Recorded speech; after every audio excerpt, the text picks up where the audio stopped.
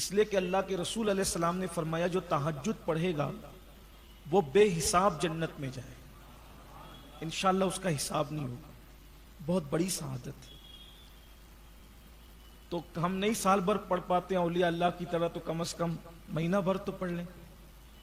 اور 2 رکعت کے لیے کتنا 2 منٹ لگتا ہے، 2 سے 3 منٹ لگتا ہے. پھر اس کے بعد کچھ گڑ گڑا لیجئے، دعا کر لیجئے، کیونکہ وہ وقت خصوصی دعاؤں کی قبولیت کا وقت، جو مانگتے ہیں ملتا ہے. یوں تو رمضان شریف کے علاوہ بھی وہ رات کا آخری پہر دعاؤں کی قبولیت کا وقت ہے، لیکن جب رمضان شریف آتا ہے تو پھر اس میں اور خصوصیت آ جاتی ہے. ایک یہ چیز.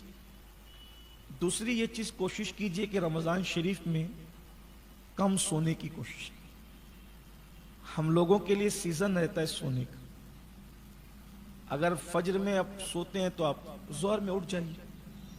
لوگ عصر تک سوتے رہتے، اس لیے کہ روزے کا مقصد ہے بھوک اور پیاس کا احساس. اب آپ کو بھوک ہی نہیں، آپ سحری کر کے پیٹ بھر کے سو رہے اور پھر اس کے بعد افطار سے پہلے اٹھے، پھر ادھر بیٹھے ادھر بیٹھے، اس سے پوچھے کچھ گیم کھیل لیا، کچھ واٹس ایپ چیک کر لیا، کچھ فیس بک دیکھ لیا، ہو گئی مغرب. آپ بتائیں یہ کیا روزہ؟ ابھی میں نے مغرب میں لوگوں سے یہی کہا کہ جو روزہ آپ کو مسجد تک نہ لا سکے گا وہ روزہ آپ کو جنت میں کیا لے جائے گا. وہ تھوڑا سا روزہ اب تک آپ نے اپنی مرضی سے رکھا ہے، ذرا اللہ رسول کی مرضی والا روزہ بھی ایک مرتبہ رکھ کے دیکھ لیں تو اس کی برکت آپ زندگی بھر محسوس کریں. اور آپ سے یہ بھی گزارش ہے کہ سب لوگ اس تصور سے اس رمضان شریف کو گزاریں کہ شاید یہ ہماری زندگی کا آخری ماہ رمضان ہے. اللہ آپ سب کو ہم کو بار بار نصیب کرے.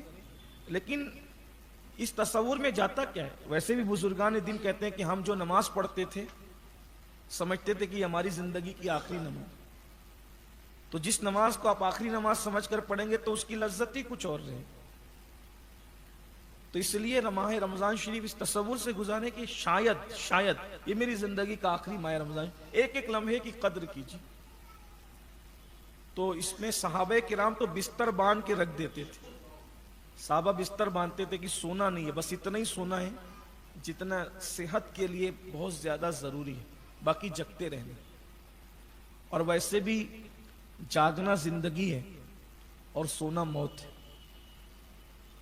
اس قوم نے جب سے سونا شروع کر دیا ہے یہ قوم ماری ہی جا رہی. جب تک یہ قوم جگتی رہتی تھی اس وقت تک اللہ تعالیٰ نے اس قوم کو بہت عروج عطا کی. کوئی مارتا نہیں تھا. سو رہے ہیں اور سونا موت سے قریب ہے. پھر اس کے بعد 4 چیزیں اللہ کے رسول علیہ السلام نے بتائی ہے، اس پر غور فرمائیں. یہ حضور علیہ السلام کا بتایا ہوا یہ رمضان شریف کے 4 اعمال ہیں. نمبر 1 اور سب کے لیے آسان ہے، کسان ہو، لوم مزدور ہو، سائزنگ مزدور ہو، امیر ہو، غریب ہو، عالم ہو، غیرہ، سب کے لیے. آقا علیہ السلام فرماتے ہیں رمضان شریف میں 4 چیزیں کثرت سے کرو. نمبر 1 پہلا کلمہ طیبہ کثرت سے پڑھو. لا الہ الا اللہ محمد الرسول اللہ صلی اللہ علیہ وآلہ وسلم. کیسے پڑھیں گے؟ لا الہ الا اللہ محمد الرسول اللہ صلی اللہ علیہ وآلہ وسلم. لا الہ الا اللہ محمد الرسول اللہ صلی اللہ علیہ وآلہ وسلم. پہلا کلمہ کثرت سے، سب کو یاد ہے، کثرت سے پڑھیں. اس سے بہتر کوئی ذکر نہیں. نمبر 2 استغفار کی کثرت کریں. استغفر اللہ ربی من کل ذنب واتوب الیہ. جو استغفار یاد ہو، بہت لمبا چوڑا نہ یاد ہو تو استغفر اللہ استغفر اللہ استغفر اللہ کرتے ہو. یہ 2 عمل ہو گئے. پھر 2 عمل دعا سے تعلق رکھتے ہیں. فرمایا جنت کا سوال کرو. رمضان شریف میں کثرت سے جنت مانگو. اس میں تھوڑا عشق کی بات اور ایڈ کر لیں. جنت تو سب کی ضرورت ہے لیکن ساتھ میں عشق کی بات اور ایڈ کر لیں. جب اتنی بڑی بارگاہ سے مانگ رہے تو پھر کچھ بڑا مانگیں. حالانکہ جنت بھی بڑی چیز ہے لیکن جنت ہی نہ مانگے بلکہ جنت میں حضور علیہ السلام کا ساتھ مانگے. ان کے ساتھ جنت چاہیے، ان کے پڑوس میں، اور ملے گی.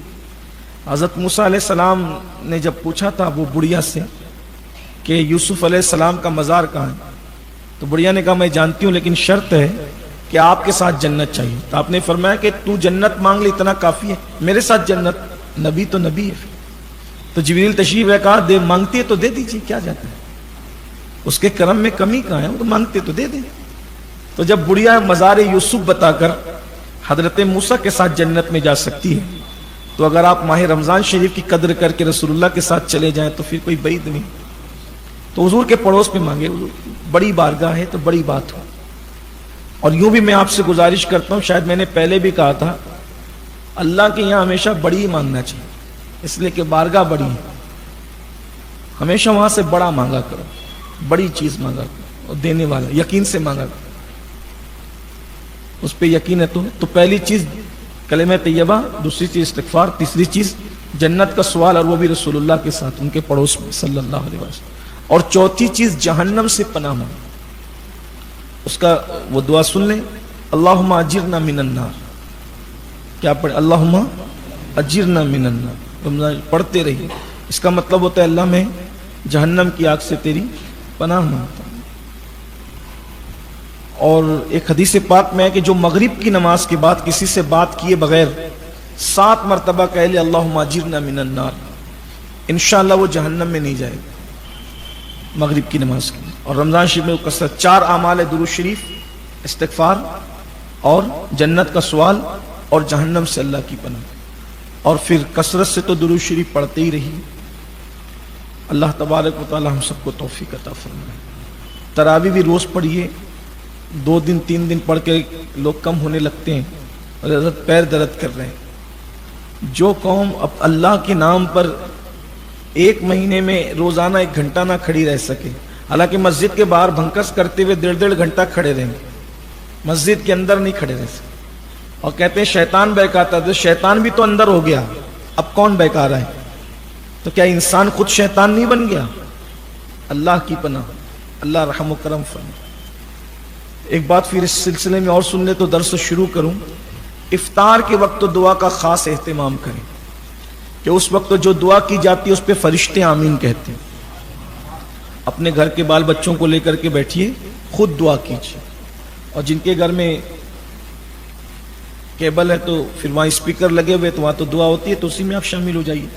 جہاں نہیں ہے تو وہاں کم سے کم آپ خود دعا کا اہتمام کریں، جس لہجے میں چاہے کریں، جس انداز میں چاہے کریں، لیکن دعا کا اہتمام کریں۔ اللہ تعالیٰ توفیق عطا فرمائے۔ یہ درس شروع ہوتا ہے قرآن مقدس کا، آج آپ نے تقریباً 1.5 پارہ سماعت فرمایا، مختلف مضامین آئے ہیں۔ آغاز سورۃ الفاتحہ سے ہوتا ہے۔ سورہ فاتحہ، اس سورت کو سورہ فاتحہ اس لیے کہتے ہیں کہ اسی سے قرآن مقدس کا آغاز ہوتا ہے۔ اور آپ کو حیرت ہوگی، یہ سورت اتنی جامع ہے، تو ہر سورت کا کوئی جواب نہیں، لیکن اس سورت کی خصوصیت یہ ہے، توریت، انجیل اور زبور میں جتنے مضامین تھے وہ سب اللہ نے قرآن میں جمع کیے، اور قرآن کے جتنے مضامین تھے اللہ نے وہ سب سورۃ الفاتحہ میں جمع کر۔ اس سورت کے کئی نام ہیں، اس کو سورۃ الشفا بھی کہتے ہیں۔ پچھلے سالوں میں بہت تفصیل پہ اس پہ گفتگو بھی، لیکن آج میں اختصار سے تاکہ کچھ نئے مضامین پیش کر سکوں، اس کو سورۃ الشفا بھی کہتے ہیں۔ ڈاکٹروں نے جس بیماری کو لا علاج قرار دیا ہو، اگر روزانہ 41 مرتبہ اس سورت کو آپ دم کریں، انشاءاللہ شفا کے آثار ظاہر ہوں۔ اس کے پڑھنے کا طریقہ یہ ہے کہ بسم اللہ کی میم کو الحم کی لام میں ملائیں، بسم اللہ الرحمن الرحیم الحمدللہ رب العالمین، پھر اس کے بعد الرحمن الرحیم الرحمن الرحیم الرحمن الرحیم، اس کی تکرار کریں، اور پھر پوری سورت ویسی پڑھے جیسے پڑھتے ہیں۔ جب غیر المغضوب علیہم ولا الضالین پر پہنچے تو پھر 3 مرتبہ پڑھیں آمین آمین آمین، ایسے 41 بار پڑھیں، مریض پہ دم کریں، اسی کو پانی پہ دم کر دیں اور پلاتے رہیں دن بھر، انشاءاللہ اللہ کی کرم سے شفا کے آثار نظر آئیں۔ یہ صرف میں کتاب سے پڑھ کے نہیں کہہ رہا ہوں، یہ میرا خود کا اپنا تجربہ۔ کووڈ کے موقع پر بہت لوگوں نے مایوسی کا اظہار کیا، لیکن الحمدللہ جس کو دیا اس میں سے میں سمجھتا ہوں کہ تقریباً 90% لوگوں کو اللہ تعالیٰ نے جو ہے وہ شفا عطا فرمائی۔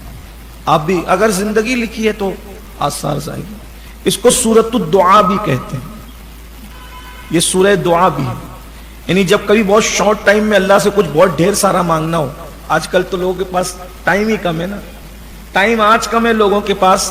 علاج 1450 سال پہلے ہے.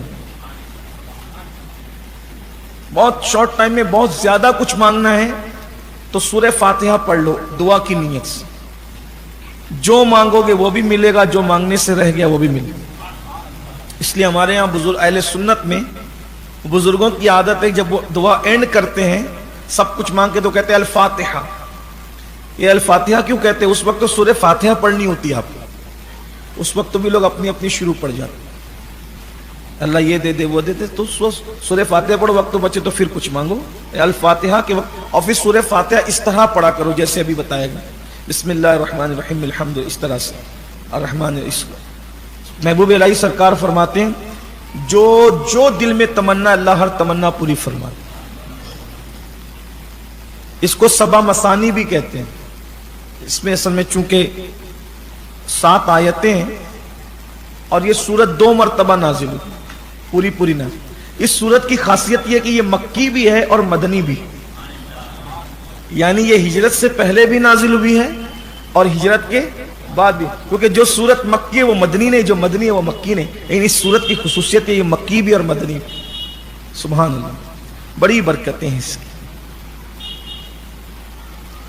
اس کے مضامین یہ ہے کہ اللہ تبارک و تعالیٰ نے اس کا آغاز اپنی حمد سے فرمایا. اگر کسی نے الحمدللہ کہہ دیا, ایک بار کسی نے الحمدللہ کا مطلب اس نے اللہ کی خوبیاں بیان کی.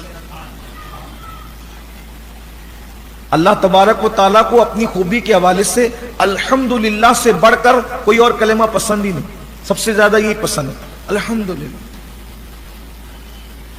اور جس کی زندگی کے اندر الحمدللہ کہنا جو سیکھ جائے وہ زندگی کے مسائل سے ہمیشہ نکلتا ہی چلا جائے. آج کل ہم سے لوگ پوچھتے ہیں کہ کیسے ہو, تو کچھ کہتے ہیں میں بیمار چلوں. ٹھیک ہے, ڈاکٹر کو بتائیے بیمار ہو تو, پبلک کو بتانے میں کیا ہے. تو کچھ لوگ کہتے ہیں معذرت مندی بہت ہے, پریشانی بہت ہے. بھائیو کس کو سنا رہے ہو؟ جو سن کے بعد میں تمہارا مذاق اڑانا ہے, وہ اس نے جا کر کے تم پہ فکرے کسنا ہے, نہیں کہیے. اپنے مسائل یا تو طبیب کو سنائے یا تو حبیب کو سنائے. ہر ایک کو مسائل نہ سنا, ہر جگہ مسائل سنانے کی نہیں ہوتی. جو پوچھے بولو الحمدللہ.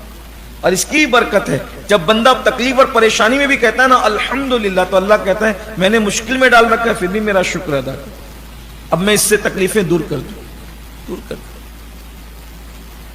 پھر اس میں اللہ رب العزت نے اپنی شان بیان کی کہ وہ رحمان بھی اور رحیم بھی. رحمان کا مطلب ہوتا ہے بہت مہربان, اس سے بڑھ کر کوئی مہربان ہے ہی نہیں. اسی لیے کسی کو بھی اللہ کے علاوہ رحمان نہیں کہہ سکتے. رحمان صرف اللہ ہے اور وہ بہت مہربان. کتنا مہربان ہے اس کا اندازہ کر لیں. جب اس کی مہربانیاں آتی ہے تو پھر دل مچلنے لگتا ہے. اتنا بڑا مہربان ہے کہ اس کی رحمت کے 100 جز, اس میں سے ایک جز کا اظہار اس نے دنیا میں کیا, ایک جز کا اظہار, اور 99 قیامت کے لیے بچا کے رکھا. ہائے ہائے ہائے. ایک جز کا حال یہ ہے کہ یہاں نرم گدے ہیں, کاریں ہیں, بائک ہیں, موبائل ہیں, قیمتی کپڑے ہیں, پھر اس میں ماں کی محبت, باپ کی محبت, دوستوں کی محبت. جب ایک جز کے اظہار میں ایسے وارے نیارے ہیں تو جب قیامت میں 99 کا اظہار کرے گا تو اس وقت تو کیا مزہ ہے. صرف کوئی مومن رہے, ایمان پر رہے, بس ایمان بچا کر لے جائے, پھر انشاءاللہ کیسے مزے. تو اس سے بڑھ کر کوئی مہربان نہیں, سب سے زیادہ مہربان. لیکن ہمارا حال یہ ہے سب سے جڑے ہیں اس رحمان سے نہیں جڑتے. سب سے توقعات لگاتے ہیں, رحمان سے توقعات نہیں لگاتے. سب پہ بھروسہ کرتے ہیں, رحمان پہ نہیں. اس زندگی میں یہ بات ہمیشہ یاد رکھنا, تعلق سب سے رکھو, رشتے سب سے رکھو, پیار سب سے کرو, لیکن بھروسہ صرف اللہ پہ کرو. بس اللہ کے سوا کسی پہ بھروسہ نہیں. میں شاید ان دنوں تک رہ نہ سکوں تو اس لیے وہ مضمون آج بیان کر دیتا ہوں یوسف علیہ السلام کو ان کے 10 بھائی مل کر کے پیروں سے مار رہے. سورہ یوسف کی جب تفسیر بیان ہوئی کئی مرتبہ تو اس میں واقعہ آپ نے سنا ہوگا. جو پرانے لوگ ہیں درس میں، چونکہ پرانے تو رہتے ہی ہیں لیکن پھر کچھ نئے بھی بڑھتے ہیں. بھروسہ صرف اللہ پہ، اس کا وہ دیکھ لیں آپ، اس کا مزہ دیکھ لیں، اس کا لطف لے لیں. یوسف علیہ السلام کے 11 بھائی تھے، وہ ملا کے 12 تھے. تو بنیامین تو گھر تھے اور یہ 10 بھائی لے کر چلے تھے. 10 سوتیلے بھائی تھے، ان کو گرا دیا. وہ پورا واقعہ بیک گراؤنڈ آپ سب جانتے ہیں، شاید سنا تو ہوگا کہ یوسف علیہ السلام کو لے کر کے گئے، یہ کہہ کر کے ابا امی نے سیر کرانے لے جا رہے، کھلانے لے جا رہے، کندھے پہ بٹھا کے لے کر کے. یعقوب علیہ السلام نے روٹی باندھ کر دی، پانی دیا تو روٹی کتے کے آگے ڈال دی، پانی پھینک دیا. اور پیر ہی پیر سے لاتوں لات سے معاذ اللہ یوسف صدیق کو مارنے لگے. تو جب وہ مار رہے تھے تو یوسف علیہ السلام ہنس رہے، رونے کی بجائے انہیں ہنسی آ گئی. تو ایک کو غصہ ہے، اس نے کہا کہ کیوں ہنس رہا ہے، مار کھانے کے بعد بھی ہنستے ہیں. بولے ہنس اس لیے رہا ہوں کہ ایک دن سوچا تھا کہ میرے تو 10 بھائی، ہائے ہائے میرے تو 10 بھائی، اگر کوئی مجھ پہ حملہ کرے گا تو کیسا بچائیں گے، اسی لیے ہنس رہا ہوں. یار کی بھی شان ہے، اللہ کی شان ہے. میں نے اللہ پہ بھروسہ کرنے کی بجائے بھائیوں پہ بھروسہ کیا، بھائیوں کو دشمن بنا دیا اور ان سے مار کھلوایا جا رہا ہے. مجھے تو بھروسہ کس پہ کرنا تھا، یار. تو آج مجھے یہ سمجھ میں آ گیا کہ بھروسہ صرف یار پہ کرنا چاہیے. بس اتنا کہنا تھا، خدا نے ان کے دل میں رحم ڈالا. دیکھو آپ اپنی اولاد پر، اپنے دوستوں پر، اپنے احباب پر، اپنے یاروں پر، اپنے مریدوں پر، اپنے شاگرد، پیار سب سے کرو، بھروسہ صرف یار پر. اس کی وجہ ہے بھائی ہر بندہ تو ہر جگہ کام آ ہی نہیں سکتا نا. ہر جگہ کون کام آ سکتا، وہی کام آ سکتا. اس لیے کہ قبر تک کس کی رسائی، کوئی آ سکتا ہے، اسی کی رحمت ہے، اسی کی مدد ہے. وہ بہت مہربان. اور یاد رکھو اس سے پیار کرو کیونکہ وہ بہت مہربان ہے. اس کی مہربانیوں کا اندازہ کرو بھائیو. اگر بیٹا راستے سے ہٹ جائے تو ماں باپ کہتے ہیں میرے گھر سے نکل جائے، اپنا دیکھتی کر لے، ادھر چلے جاؤ، ادھر نکالتے ہیں. بے شمار ماں باپ اولاد کو گھر سے نکالتے ہیں، لیکن وہ کتنا مہربان ہے. بندہ زنا کر رہا ہے، شراب پی رہا ہے، جوا کھیل رہا ہے، کیا کیا نہیں کر رہا ہے، ابھی تک اس نے روزی بند کی کس کی، سب کو دے رہا ہے. اس کی مہربانی ہے. لیکن بس یہی ہے کہ ہمیں اس سے جیسا پیار کرنا چاہیے. نہیں بڑی تفصیل ہو جائے گی. پھر اس کے بعد کہا کہ وہ رحیم بھی، رحمت والا ہے، وہ رحیم بھی ہے. اچھا رحمان ایسا ہے کہ منکرین اسلام کو بھی پالے، جو اور اس کی عبادت نہیں کرتے نا اس کو بھی پالتا ہے. لیکن دنیا میں آخرت میں پھر ان کے لیے کوئی رعایت نہیں. رحیم بھی ہے. اور پھر ساتھ میں ایسا نہ ہو کہ بندہ اللہ کو رحمان و رحیم جان کر کے پھر تھوڑا بگڑنے ہی لگے، تو پھر آگے لگام بھی دے دی گئی کہ وہ مالک یوم الدین، قیامت میں تمہارا حساب بھی لے گا. بے حساب مت ہو جانا، بگڑ مت جانا، حساب بھی لے گا. اور یاد رکھنا جب حساب لے گا تو پھر کسی کی رعایت نہیں کرے گا، ذرے ذرے کا حساب لے. اگر کسی کی لکڑی سے توڑ کے آپ نے خلال کیا ہے اس بارے میں بھی پوچھے. کسی کی دیوار کی مٹی ناخن سے کھرچی ہے اس بارے میں بھی پوچھے. کسی کو دیکھ کے منہ بگاڑ کر اس کا دل دکھایا ہے اس کے بارے میں پوچھے.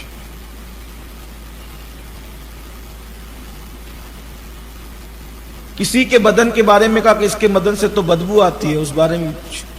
حتیٰ کہ کسی کو گالی بھی دی ہے، پسو اور مچھر اور مکھی کو بھی گالی دی ہے اس بارے میں بھی پوچھے. آپ دیکھیں کتنا خوبصورت ہے ہمارا اور آپ کا مذہب. اس میں مکھی مچھر اور پسو کو بھی گالی دینے کی اجازت نہیں ہے. جس مذہب میں مکھی مچھر اور پسو کو گالی دینے کی اجازت نہیں ہے اس مذہب کے ماننے والے اپنے بچوں کو ماں بہن کی گالی دیں. غور فرمائیں کس دین پر، کس مذہب پر. اپنی بیویوں کو ماں بہن کی گالی دیں. غور فرمائیں کدھر پسو اور کدھر شریک حیات. غور تو کریں. کچھ نادان تو ماں باپ کو بھی گالی دیں. لا الہ الا اللہ. پھر اس کے بعد اب مزید معاملہ آگے آ رہا ہے تو کہا کہ ہم تیری عبادت کرتے ہیں اور تجھی سے مدد طلب کرتے ہیں. عبادت صرف اللہ کی اور تجھی سے مدد مانگتے ہیں، تیری ہی مدد. یہاں پر کچھ لوگ ٹھوکر کھاتے ہیں، کہتے ہیں کہ جب اللہ ہی سے مدد مانگتے ہیں تو پھر اوروں کو مدد کے لیے کیوں پکارتے ہیں؟ تو ان سے یہ کہا جاتا ہے کہ عبادت تو اللہ کی کرتے ہیں مگر رخ کدھر ہوتے ہیں؟ عبادت اللہ کی کرتے ہیں، رخ کدھر ہوتا ہے؟ سمت قبلہ کی طرف. ایسے ہی تو رخ قبلے کی طرف ہے عبادت اللہ کی. اگر کوئی کعبے کی عبادت کرے تو وہ بھی مشرک ہو جائے. کعبے کی بھی تو عبادت ہے، وہی تو غیر اللہ ہے. رخ ادھر ہے لیکن نیت کدھر کی ہے؟ کعبۃ اللہ کی کو تو سجدہ نہیں ہو رہا ہے نا، بلکہ سجدہ کس کو ہو رہا ہے؟ اللہ کو ہو رہا ہے لیکن رخ کدھر؟ کعبے کی طرف. تو رخ کعبے کی طرف ہے اور حقیقت میں عبادت کس کی ہے؟ اللہ کی.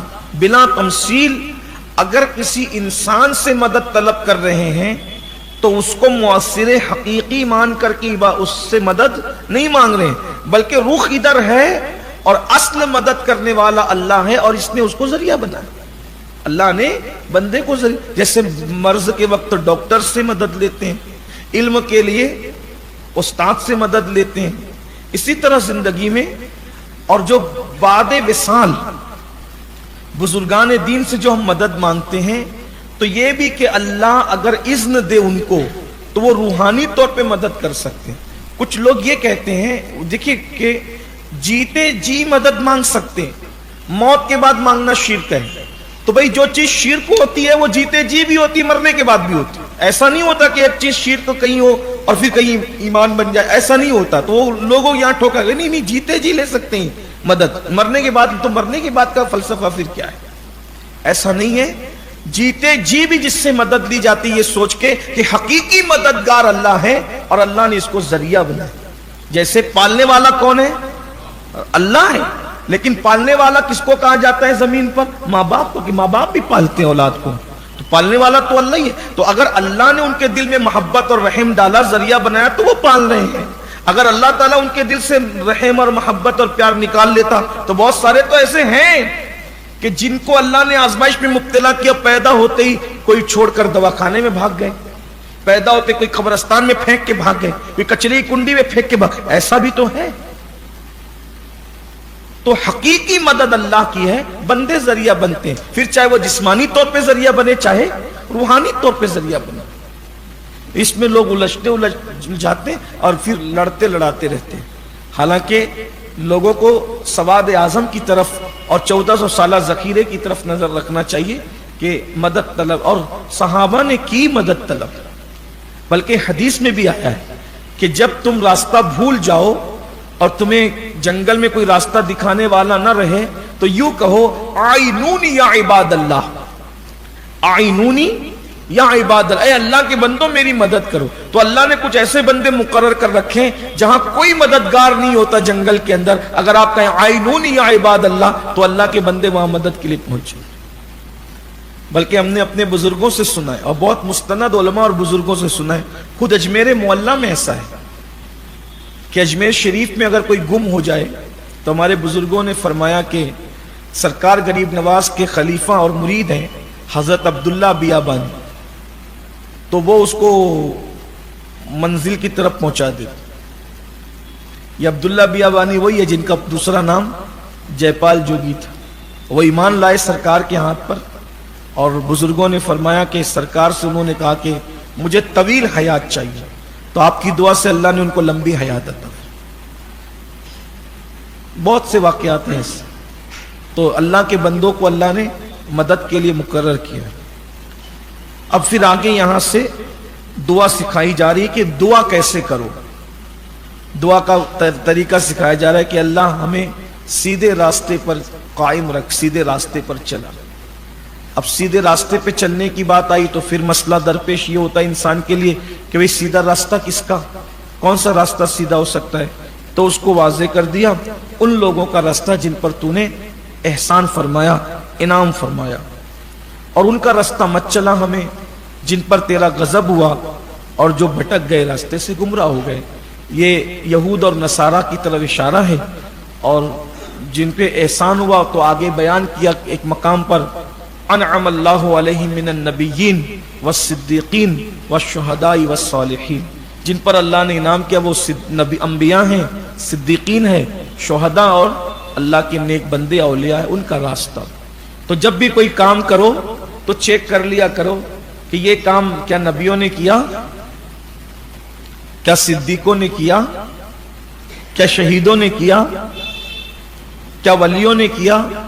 اگر وہ کام ان لوگوں نے نہیں کیا اور آپ اس راستے پہ جا رہے ہیں تو سمجھ لو کہ آپ اچھا راستہ نہیں جا رہے۔ یہ سورت سب سے زیادہ پڑھی جاتی ہے دنیا میں، سورت الفاتحہ۔ اگر آپ فرض بھی پڑھتے ہیں، نفل بھی پڑھتے ہیں، سنتیں بھی پڑھتے ہیں، تو ایک دن میں مسلمان اس سورہ مبارکہ کو کم سے کم 40 بار پڑھتا ہے، ہر رکعت میں پڑھی جاتی ہے، اس سے زیادہ کوئی سورت نہیں پڑھی جاتی۔ اگر ہم سنتیں موقعہ، غیر موقعہ، نفل، فرض سب ملا کر کے پڑھیں تو روزانہ ہم 40 بار سورہ فاتحہ پڑھنے والے ہو جائیں، اور جب 40 بار روزانہ پڑھو تو اتنا اثر پیدا ہو جائے کہ جس کو سورہ فاتحہ پڑھ کے دم کر کے دے دو اس کو شفا ملے۔ پہلے ہوتا تھا ایسے، جب ہم لوگ شارٹ کٹ نہیں کرتے تھے، چند رکعتوں پہ اکتفا نہیں کرتے تھے، تو مسجد کے دروازے پہ مسلم غیر مسلم سب کھڑے رہتے، مغرب بعد بچوں کو لے کے۔ غیر مسلم کو بھی اتنا اعتماد تھا کہ نمازی نکل کے دم کرے گا تو میرا بچہ شفا یاب، اور ہو جاتے تھے لوگ۔ ابھی تو باہر نکلتے ہیں تو ٹوپی نکال کے جیب میں ڈالتے ہیں، اور ابھی مسجد میں نماز پڑھ رہا تھا، مسجد کے باہر نکلنے کے بعد اس کو تکنا شروع۔ تو اب کوئی نہیں کھڑا رہتا ہے باہر، اس لیے کہ نمازی غیر معتبر ہو، جس کی نماز اس کو خود کو فائدہ نہ پہنچائے وہ دوسروں کو کیا فائدہ پہنچائے۔ وہ نمازی تھے، اچھا وہ بہت پڑھے لکھے نہیں تھے، وہ جو بڑے بوڑھے جو مسجدوں کی کبوتری بن کے تھے نا ہمارے بچپن میں، آپ کے بچپن میں، وہ بہت پڑھے لکھے لوگ نہیں تھے۔ ابھی تو علم بہت آ گیا لوگوں کے پاس، لیکن یقین کمزور ہو گیا۔ علم بہت آ گیا، عمل کمزور ہو گیا۔ یہ سب ہو رہا ہے، یعنی انسان اپنے آپ کو سب کچھ سمجھتا ہے۔ اللہ رحم فرمائے۔ تو یہ سورہ فاتحہ کا مضمون پورا ہوتا ہے اختصار کے ساتھ۔ یہ سورۃ البقرہ شروع ہے، یہ سب سے بڑی سورت ہے۔ یہ سورہ مبارکہ مدینہ منورہ میں نازل، مدنی ہے یہ، اور قرآن کی سب سے بڑی سورت ہے۔ بقرہ اس کا مطلب ہوتا ہے گائے، البقرہ گائے۔ اس میں اللہ تعالیٰ نے اصل میں جو سورتوں کے نام ہیں وہ اس کے مضمون پر رکھے جاتے ہیں۔ تو یہ جو سورہ ہے اس کے اندر اللہ نے گائے کا ایک واقعہ بیان فرمایا، اسی وجہ سے اس کا نام سورۃ البقرہ ہے۔ مضامین اس میں بہت سارے ہیں۔ قرآن مقدس کا تو یہی اعجاز ہے نا کہ قرآن 2-4 آیتوں کے بعد مضمون جب تبدیل کرتا ہے تو احساس بھی نہیں ہوتا اور پورا مضمون بدل جاتا ہے۔ جیسے کہ اس میں آغاز ہوا ہے الف لام میم سے سورۃ البقرہ کا، پھر اس کے بعد جو ہے وہ اللہ تبارک، یہ الف لام میم جو ہے اس کو حروف مقطعات کہتے ہیں، یعنی اس کا معنی ہے لیکن بیان نہیں کیا۔ یہ بھی شان ہے اللہ کی، یعنی یہ اللہ اور محبوب کے درمیان جو ہے ایک راز، اس کو حتمی طور پہ کوئی اس کا معنی بیان نہیں کر سکتا۔ پھر قرآن مقدس کی شان بیان کی گئی کہ یہ وہ کتاب ہے جس میں شک کی گنجائش نہیں ہے، اور پھر کہا گیا کہ یہ متقیوں کے لیے ہدایت، یہ سب کو ہدایت نہ دے گی، اس سے جو فائدہ پہنچے گا وہ اہل تقوی کو، متقین کو پہنچے گا۔ تو کہا متقی کون لوگ ہیں؟ تو کہا کہ جو غیب پر ایمان لاتے۔ اب غیب کیا چیز ہے؟ آخرت غیب ہے، قبر میں عذاب ہوگا یہ غیب ہے، اللہ پاک تو غیب الغیب ہے، تو اللہ کے رسول نے جو غیب کی خبریں دی ہیں وہ اس پہ ایمان لاتے۔ اور یاد رکھنا آج کل یہ بہت خاص بات آپ سے کہہ دوں، غیب کے معاملے کو لے کے مسلمانوں کا عقیدہ بہت کمزور ہو رہا ہے۔ جیسے ان کو اپنی نگاہوں پر یقین، اللہ کے رسول کے فرمان کے معاملے میں وہ ڈاماڈول ہو رہے۔ مثلا ہم لوگ قبرستان میں قبر کھودتے ہیں، کتنی رہتی ہے؟ وہ 2 گز رہتی ہے، لیکن وہ دیکھنے کو 2 گز ہے، مگر غیب داں نے یہ بتایا، اللہ کے رسول علیہ السلام نے بتایا کہ مومن کی قبر تا حد نگاہ جہاں تک نظر جاتی ہے کشادہ ہوتی ہے. پھر اس میں باغ لگ جاتے ہیں، یعنی کوئی وقت نہیں لگتا باغ، اس میں باغ ہو، کھیتی ہے، ہریالی ہے، اور ٹھنڈی ٹھنڈی جنت کی ہوائیں چلتی ہے، اور پھر مومن اس میں سیر کرتا ہے. لوگ سمجھ رہے کہ کتنی چھوٹی سی قبر ہے، وہ چھوٹی سی نہیں ہے، وہ تا حد نگاہ جنت کی کیاریوں میں سے کیاری، جنت کے باغوں میں سے ایک باغ. تو اس معاملے میں لوگوں کو بہت تردد ہے جلدی. اچھا آپ دیکھتے ہوں گے کہ کچھ ہڈیاں ملتی ہے، کبھی کبھی کچھ بھی نہیں ملتا، بولے یہ تو ختم ہو گیا. کیا ہے؟ یاد رکھنا، قدرت جب آپ کا چہرہ آپ کی نگاہ سے چھپا سکتی ہے تو اگر قدرت قبر کو آپ سے چھپا لے تو کون سی بڑی بات. دنیا میں کون انسان ہے جس نے اپنا چہرہ بغیر کسی سبب کے دیکھا؟ اپنا چہرہ نظر آتا ہے، دیکھ لو، کوئی اپنے آپ کو دیکھ پا رہا ہے؟ بڑا گھمنڈ اپنی آنکھوں کی بینائی پر. انسان جب تو اپنا آپ نہیں دیکھ سکتا تو خدا کا راز کیا دے سکتا؟ غیب پر ایمان لاؤ اور یہ یقین رکھو کہ ہڈیاں ہو، پگھل گئی ہو، کچھ نظر نہیں آ رہا ہو، لیکن حضور نے جو کہا بس وہ ہے. ہماری نظروں سے پردہ ڈال دیا گیا. اور کسی کی قبر جہنم کے گڑھوں میں سے گڑھا ہے. تو اس لیے کچھ لوگ یہ بھی سوچتے ہیں کہ بھئی قبر میں عذاب ہوتا ہے کہ نہیں ہوتا، کبھی تو دکھتا نہیں، کبھی تو یہ نہیں، کبھی تو وہ نہیں ہے. جو واقعات ہیں وہ گڑے ہوئے ہیں، قصے کہانیاں نہیں. غیب پر ایمان. دیکھیے کہیں کہیں عقل کا گھوڑا چھوڑ دینا پڑتا ہے. اللہ اور اس کے رسول نے جو کہہ دیا اس کو مان لو، وہاں دماغ مت لگاؤ، اس لیے کہ اپنے پاس اتنا دماغ ہے نہیں کہ اس کے راز کو سمجھ سکے. لوگ یہی ٹھوکر کھاتے ہیں. جو حضور نے فرما دیا، جو ثابت ہے، اس کو مان لو. قیامت بھی قائم ہوگی. کسی کو شیر کھا گیا، کسی کو مچھلیاں کھا گئی، کسی کو جانور کھا گئے. اللہ تعالیٰ سب کو پیدا کرے گا، سب میں روح ڈالے گا، سب سے سوال کرے گا. کچھ جنت میں جائیں گے، کچھ جہنم میں جائیں گے. تو اللہ فرماتا ہے غیب پر ایمان لانے والے، متقین کی پہلی صفت غیب پر ایمان لائے. یعنی پہلی صفت آپ سب میں موجود ہے. الحمدللہ الحمدللہ. یعنی آپ سب لوگ تقوی کی پہلی منزل کو پا چکے. پھر دوسری منزل کیا ہے؟ وہ نماز قائم کرتے. نماز پڑھنے لگ جاؤ تو پھر اور آپ کا رتبہ بلند ہو جائے. نماز قائم کر. ہمارے علماء نے اس پر بڑی اچھی بحثیں فرمائی. فرماتے ہیں نماز پڑھنے کی بات نہیں کی گئی، بلکہ کیا کہا؟ نماز قائم کرنا. نماز قائم کرنے کا مطلب یہ ہے کہ بلا عذر شرعی کبھی ترک نہ کر. پڑھتا ہے. کچھ لوگوں کا سر میں درد ہوتا ہے تو بھی وہ نماز چھوڑ دیتے ہیں. شادیوں میں بھی نماز چھوڑ دیتے ہیں. میتوں میں بھی نماز مت چھوڑیے. اس لیے کہ نماز چھوڑ کر آپ اپنے آپ کو بہت کچھ ثابت کر لیں، لیکن اللہ کی بارگاہ میں سچا مسلمان ثابت نہیں کر سکتا انسان نماز چھوڑ کے. نماز کی پابندی، ہر حال میں نماز کی پابندی. جاگتی صورت میں کبھی بھی نماز ہم سے چھوٹنا نہیں چاہیے. ہاں اگر آپ نماز کے پابند ہیں، نماز کی نیت کر کے سوئے تھے، آنکھ نہیں کھلی، تو جو یہ بات کہی جاتی ہے نا، جس نے روزے میں بھول سے کھا لیا، بھول سے، تو گویا اس کو اللہ نے کھلایا. اور جو پابند نماز کی نیت کر کے سویا لیکن کسی وجہ سے آنکھ نہ کھل سکی تو اس کو اللہ نے سلایا. اب جیسی اس کی آنکھ کھلے وہ پہلے نماز پڑھ لیں تو انشاءاللہ امید کی جا سکتی ہے کہ قضا کا وبال اس کے سر پر نہیں ہے. لیکن جو پابند ہے اس کے لیے، ورنہ جو ہمیشہ چادر تان کے سونے کا ہی عادی ہو تو سوچے کہ اللہ نے سلایا، تو ایسا نہیں ہے. پھر فرمایا کہ جو اللہ کی دی ہوئی روزی سے اللہ کی راہ میں لٹاتے، خرچ کرتے، وہ لوگ بھی متقی. یعنی قرآن سے ہدایت کس کو ملے گی؟ غیب پر ایمان لانے والوں کو، نماز قائم کرنے والوں کو، اور اللہ کی راہ میں خرچ کرنے والوں. یہ تھوڑی سی مشکل منزل آتی ہے. کچھ لوگوں کو میں نماز پڑھتے بھی دیکھتا ہوں، غیب پر ایمان بھی لا چکے، اس کو ہی مانتے ہیں، لیکن اللہ کی راہ میں خرچ کرنے کی بات آتی ہے تو بڑے کنجوس ہو جاتے ہیں. بچوں کو بازار لے جائیں گے تو جیب بھی بھر کے لے جائیں گے، ساتھ میں ATM بھی لے کر جائیں گے، کریڈٹ کارڈ بھی ساتھ میں لے جائیں گے تاکہ جو دلا سکے دلا دیں. اور جب اللہ کی بات آئے گی تو جمعہ کے دن مسجد میں ٹٹولتے ہیں کہ پھٹی ہوئی نوٹ جو کہیں نہیں چلتی وہ نکالیں. کس کے لیے؟ اللہ کی بارگاہ، اللہ کے نام پہ دے رہے. ابھی رمضان شریف آیا نا، جو کھانے سے بچ جائے گا وہ فقیروں میں بانٹا جائے گا. کس کے نام پہ؟ اللہ کے نام پہ. اللہ کے نام پہ جھوٹا کھلایا جائے، اللہ کے نام پہ پھٹا بانٹا جائے. ابھی کچھ لوگ ہمارے شہر کے لوگ زکوٰۃ بانٹیں گے، تو کپڑے کی دکان پہ جا کے بولیں گے جو سب میں سستے والا ہے ذرا وہ نکالنا، زکوٰۃ میں بانٹنا۔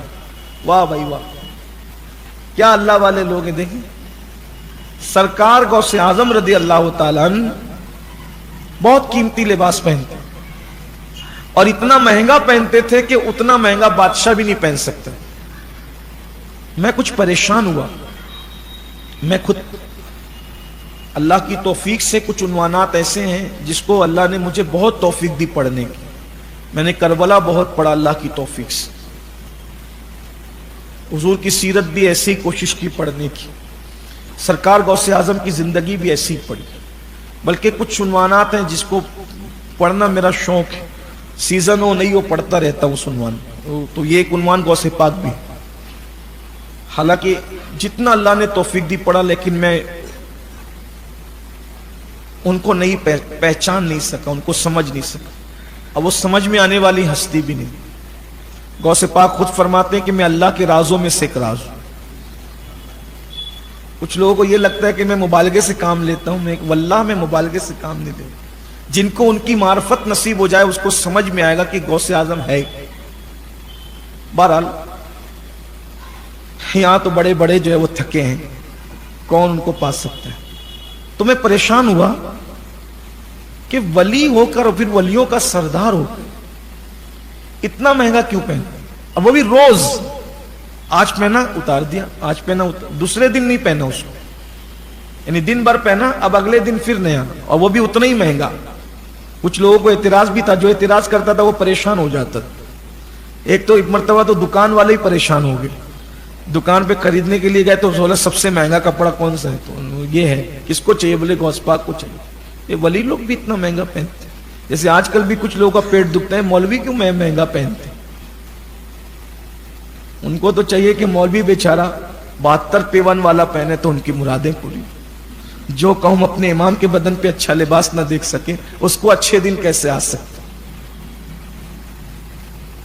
بڑا عجیب حال ہے، اللہ رحم فرمائے۔ تو وہ اس نے اتنے بڑے ولی کو کیا ضرورت ہے اتنا مہنگا پہننے کی، بس اتنا اس نے کہا، اور اس کے پیر میں جب وہ ایک کھٹی گھس گئی، نکلتی نہیں تھی، تڑپتا تھا۔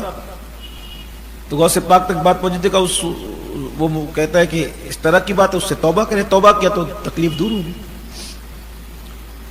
تو واللہ میں تو مرشد کے لیے اس لیے پریشان نہیں ہوا کہ انہوں نے معاذ اللہ غلط کیا ہے، کہ یہ نہیں، مجھے یہ تھا کہ اس میں راز کیا، پریشانی یہ تھی کہ اس میں راز کیا ہے۔ بہت ڈھونڈا، تلاش کیا، تو اس کے بعد مجھے ملا غوث پاک کا ایک قول کہ میں اس لیے نیا پہنتا ہوں اور اتنا مہنگا پہنتا ہوں کہ آج میں پہنوں گا اور میرے بہانے کل کوئی غریب پہن گا۔ مقصد یہ ہے، یہ مقصد کہ میں ایسے تو ڈائریکٹ بھائی کسی کو پہنائے تو اس کو جیجا کو جو بھی ہو سکتا ہے، لیکن آج میں پہن لوں اور اسی بہانے کل یہ کسی غریب کو پہنوں، یہ انداز ہے۔ تو اللہ کے لیے لوگوں کا دل بہت چھوٹا ہے۔ بیٹے کی شادی میں، بیٹی کی شادی میں لاکھوں خرچ ہو، لیکن آپ اللہ کے نام پہ ان سے چندہ مانگ کے دیکھیں، وہ مانگنے والے کو مشکوک کر دیں گے، جس کو دینا نہیں ہے نا تو اس نے تو شوشے گوشے نکالنی ہے۔ میں یہ نہیں کہتا کہ جو لوگ مانگتے وہ سبھی اچھے ہیں، کچھ لوگوں نے ایسے غلط کام کیے ہیں کہ لوگ بدنام ہوئے ہیں، لیکن پھر پانچوں انگلی جیسی تو نہیں رہتی۔ بلکہ میں جانتا ہوں مالیگاؤں میں بہت سارے لوگ آئے رمضان شریف میں زکوٰۃ طلب کرنے کے لیے، وہاں سے، علاقے کے نام نہیں لوں گا، پھر تقریر کے لیے میں ان علاقے میں گیا تو پتا چلا کہ وہاں اسلام کا کوئی مدرسہ ہی نہیں۔ یہ بھی ہوا۔ تو اللہ کے لیے دل چھوٹا مت کرو، اللہ کی راہ میں لٹاؤ۔ اور ایک بات ہمیشہ یہ بھی یاد رکھو، جو اللہ کی راہ میں ہاتھ کشادہ رکھتا ہے اس کو کبھی کمی نہیں، بانٹنے والا کبھی تنگ دست نہیں ہوتا، اللہ کی راہ میں دینے والا کبھی تنگ دست نہیں ہوتا۔ یہ جو بچا بچا کے رکھتے ہیں نا، تباہی ان کو یاد تھی۔ ہمیشہ یاد رکھیے یہ بات بھی کہ جو لوگ لے کے بھاگتے ہیں نا، وہ بیوپاری لے کے بھاگ گیا، وہ لے کے بھاگ گیا، وہ لے کے بھاگ گیا، وہ لے کے بھاگ گیا، لے کے انہی کا بھاگا جاتا ہے جو اللہ کی راہ میں کنجوس ہوتے ہیں، جو اللہ کی راہ میں دل کھول کر دیتے ہیں، ان کا کوئی لے کر نہیں بھاگتا۔ تو متقیوں کی نشانی آ گئی۔ پھر اس کے بعد اب آخری باتیں سن لیں اس سلسلے میں۔ پھر فرمایا محبوب جو آپ پر ہم نے نازل کیا اس پہ بھی وہ ایمان لا، یعنی قرآن، اس پہ بھی ایمان لاتے ہیں، اور جو آپ سے پہلے نازل کیا اس پہ بھی ایمان لا۔ اب یہاں ایک خاص نقطہ سن لیں کیا کہا؟ جو آپ پہ نازل کیا اس پہ ایمان لاتے ہیں، اور جو آپ سے پہلے نازل ہوا اس پہ، یہ نہیں کہا جو آپ کے بعد نازل ہوگا اس پہ ایمان لاتے ہیں، کیا کہا؟ جو آپ سے پہلے نازل ہوا۔ اس کا